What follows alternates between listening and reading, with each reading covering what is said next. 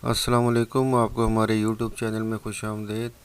आज हम आपको होंडा CD70 के जहाँ पे कार्बोरेटर फिक्स होता है, अगर इसकी चूड़ियाँ ख़राब हो जाएं यानी थ्रेड ख़राब हो जाएं तो उसको बग़ैर बुश लगाए आप उसको कैसे ठीक कर सकते हैं, इस वीडियो में आपको ये बताएंगे।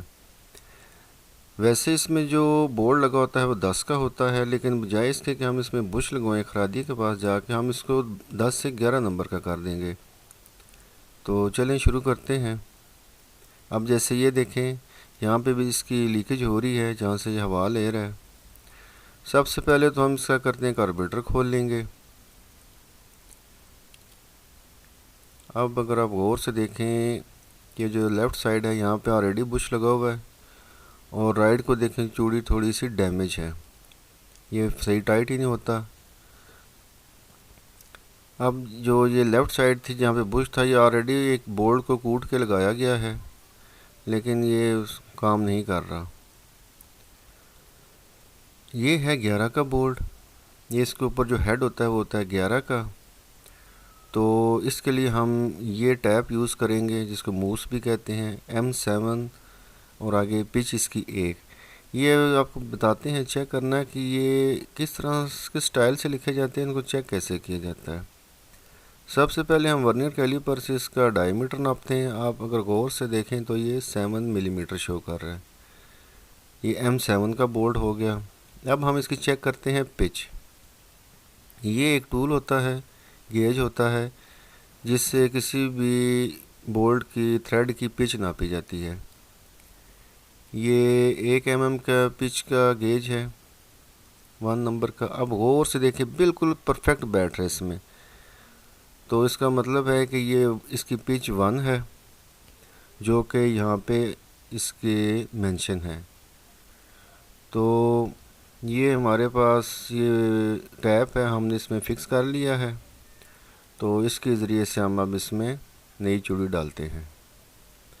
सबसे पहले तो आपने एहतियातन क्या करना है कि जहाँ पे ये कार्बोरेटर फिक्स होता है वहाँ पे आपने कोई टेप वगैरह लगा लेनी है, ताकि कोई भी कचरा वगैरह या लोहे के पीस वगैरह जो भी हैं इसमें कट के ना जाएं।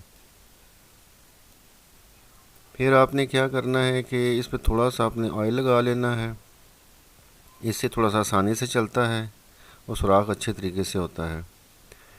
ये आपने इस बात का ख़ास ख्याल रखना है कि इसको बिल्कुल सीधा होना चाहिए, लेफ़्ट राइट इसको आपने टिल्ट नहीं होने देना, वरना आपकी चूड़ी हो जाएगी ख़राब।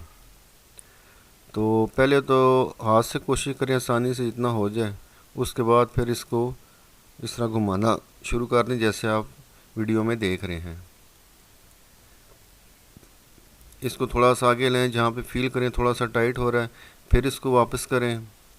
इसी तरीके से आप इसको करते चले जाएं। तो ये हमने इसमें थ्रेड डाल लिया है।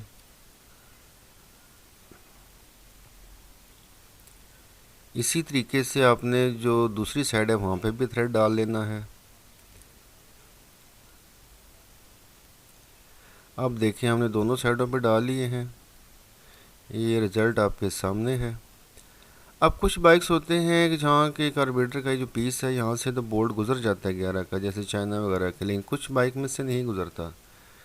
तो हम यहाँ पे 7 mm की बिट है जो ड्रिल की, उससे हम इसमें सुराख करेंगे ताकि ये बोल्ट आसानी से गुजर सके। क्योंकि जो ये बोल्ट है इसका डायमीटर है 7 mm, तो एटलीस्ट 7 mm का तो सुराख होना चाहिए इसमें, जिसमें से गुज़र सके।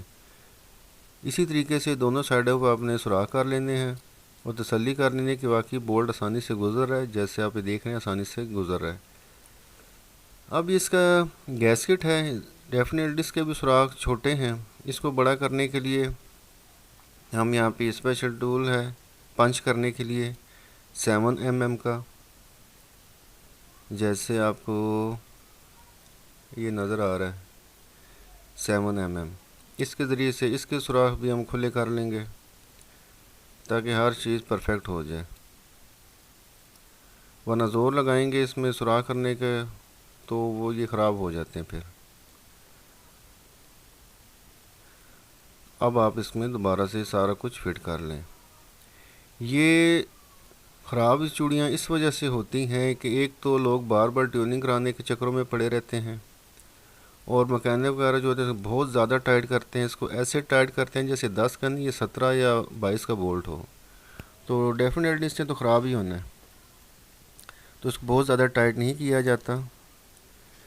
उम्मीद है वीडियो आपको पसंद आई होगी। इंशाल्लाह मिलेंगे किसी नई वीडियो में एक नए टॉपिक के साथ।